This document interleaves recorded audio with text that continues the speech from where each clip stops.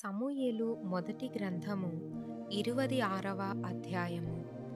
అంతటా జీఫీయులు గిబియాలో సౌలునొద్దకు వచ్చి, దావీదు యెషీమోను ఎదుట హకీలా మన్యములో దాగియున్నాడని తెలియజేయగా, సౌలు లేచి ఇశ్రాయేలీయులలో ఏర్పరచబడిన 3000 మందిని తీసుకొని జీఫు అరణ్యములో దావీదును వెదకుటకు జీఫు అరణ్యమునకు పోయెను. సౌలు యెషీమోను ఎదుటనున్న హకీలా మన్యమందు త్రోవ ప్రక్కను దిగగా, దావీదు అరణ్యములో నివసించుచుండి తన్ను పట్టుకొనవలెనని సౌలు అరణ్యమునకు వచ్చెనని విని వేగుల వారిని పంపి నిశ్చయముగా సౌలు వచ్చెనని తెలిసికొనెను. తరువాత దావీదు లేచి సౌలు దండు దిగిన స్థలము దగ్గరకు వచ్చి, సౌలునకు సైన్యాధిపతియగు నేరు కుమారుడైన అబ్నేరును పరుండియుండగా వారున్న స్థలము కనుగొనెను. సౌలు దండు క్రొత్తలములో పండుగొనగా దండువారు అతని చుట్టూ నుండిరి. అప్పుడు దావీదు, పాలెములోనికి సౌలు దగ్గరకు నాతో కూడా ఎవరు వత్తురని హిత్తీయుడైన అహీమెలెకును సెరూయా కుమారుడును యోవాబునకు సహోదరుడునగు అబీషైని అడుగగా, నీతో కూడా నేనే వత్తునని అబీషై అనెను. దావీదును అబీషైయును రాత్రివేళ ఆ జనుల దగ్గరకు పోగా, సౌలు దండు క్రొత్తలములో పండుకొని నిద్రపోవుచుండెను. అతని ఈటె అతని తలగడ దగ్గర నేలను నాటియుండెను. అబ్నేరును జనులును అతని చుట్టూ పండుకొనియుండిరి. అప్పుడు అబీషై దావీదుతో, దేవుడు ఈ దినమున నీ శత్రువుని నీకప్పగించెను. కాబట్టి నీ చిత్తమైతే ఆ ఈటెతో ఒక్క పోటు పొడిచి నేనతనిని భూమికి నాటివేతును. ఒక దెబ్బతోనే పరిష్కారము చేతుననగా, దావీదు, నీవతని చంపకూడదు. యెహోవా చేత అభిషేకము నొందిన వానిని చంపి నిర్దోషియగుట ఎవనికి సాధ్యము? యెహోవా జీవము తోడు, యెహోవాయే అతని మొత్తును. అతడు అపాయము వలన చచ్చును, లేదా యుద్ధమునకు పోయి నశించును. యెహోవా చేత అభిషేకము నొందిన వానిని నేను చంపను. అలాగున నేను చేయకుండా యెహోవా నన్ను ఆపునుగాక. అయితే అతని తలగడ దగ్గరనున్న ఈటెను నీళ్ల బుడ్డిని తీసుకొని మనము వెళ్ళిపోదము రమ్మని అబీషైతో చెప్పి, సౌలు తలగడ దగ్గరనున్న ఈటెను నీళ్ల బుడ్డిని తీసుకొని వారిద్దరూ వెళ్ళిపోయిరి. యెహోవా చేత వారికందరికీ గాఢ నిద్ర కలుగగా వారిలో ఎవడునూ నిద్ర మేలుకొనలేదు. ఎవడునూ వచ్చిన వారిని చూడలేదు. జరిగిన దాని గుర్తుపట్టిన వాడొకడునూ లేడు.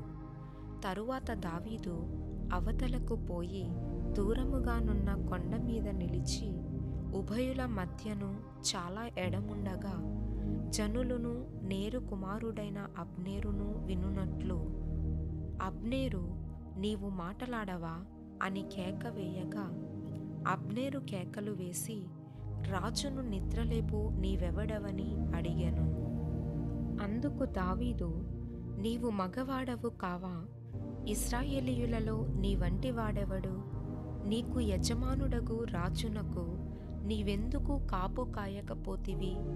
నీకు యజమానుడగు రాజును సంహరించుటకు జనులలో ఒకడు చేరువకు వచ్చెనే. నీ ప్రవర్తన అనుకూలం కాదు. నీవు శిక్షకు పాత్రుడవే. యెహోవా చేత అభిషేకము నొందిన నీ ఏలిన వానికి నీవు రక్షకముగా నుండలేదు. యెహోవా జీవము తోడు, నీవు మరణ శిక్షకు పాత్రుడవు. రాజు యొక్క ఈటె ఎక్కడనున్నదో చూడుము. అతని తలగడ యొద్దనున్న నీళ్ల బుడ్డి ఎక్కడనున్నదో చూడుము అని పలికెను.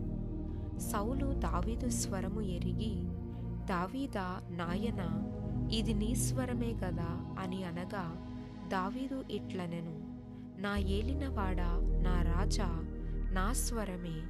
నా ఏలినవాడు తన దాసుని ఇలాగు ఎందుకు తరుముచున్నాడు? నేనేమి చేసి తిని? నా వలన ఏ కీడు నీకు సంభవించును?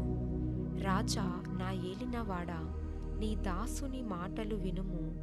నా మీద పడవలెనని యెహోవా నిన్ను ప్రేరేపించిన ఎడల నైవేద్యము చేసి ఆయనను శాంతిపరచవచ్చును. అయితే నరులెవరైనను నిన్ను ప్రేరేపించిన ఎడల వారు యెహోవా దృష్టికి శాపగ్రస్తులగుదురు. వారు, నీవు దేశమును విడిచి అన్యదేవతలను పూజించుమని నాతో చెప్పి యెహోవా స్వాస్థ్యమునకు హత్తుకొనకుండా నన్ను వెలివేయుచున్నారు. నా దేశమునకు దూరముగాను యెహోవా సన్నిధికి ఎడముగాను నేను మరణము నొందకపోవుదునుగాక.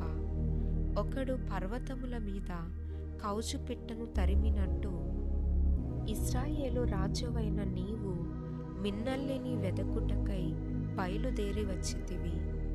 అందుకు సౌలు, నేను పాపము చేసి తిని, ఈ దినమున నా ప్రాణము నీ దృష్టికి ప్రియముగా నుండిన దాన్ని బట్టి నేను నీకిక కీడు చేయను.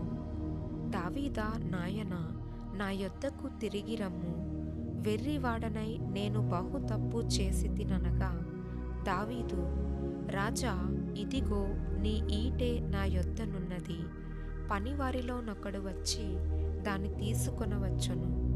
యెహోవా ఈ దినము నిన్ను నాకు అప్పగించినను నేను యెహోవా చేత అభిషేకము నొందిన వానిని చంపనొల్లకపోయినందున ఆయన నా నీతిని నా విశ్వాస్యతను చూచి నాకు ప్రతిఫలము దయచేయును. చిత్తగించుము. ఈ దినమున నీ ప్రాణము నా దృష్టికి ఘనమైనందున యెహోవా నా ప్రాణమును తన దృష్టికి ఘనముగా ఎంచి బాధలన్నిటిలో నుండి నన్ను రక్షించునుగాక అని చెప్పెను. అందుకు సౌలు, దావీదా నాయనా, నీవు ఆశీర్వాదము పొందుదువుగాక. నీవు ఘనకార్యములను పూనుకొని విజయము నొందుదువుగాక అని దావీదుతో అనెను. అప్పుడు దావీదు తన మార్గమున వెళ్ళిపోయెను. సౌలును తన స్థలమునకు తిరిగి వచ్చెను.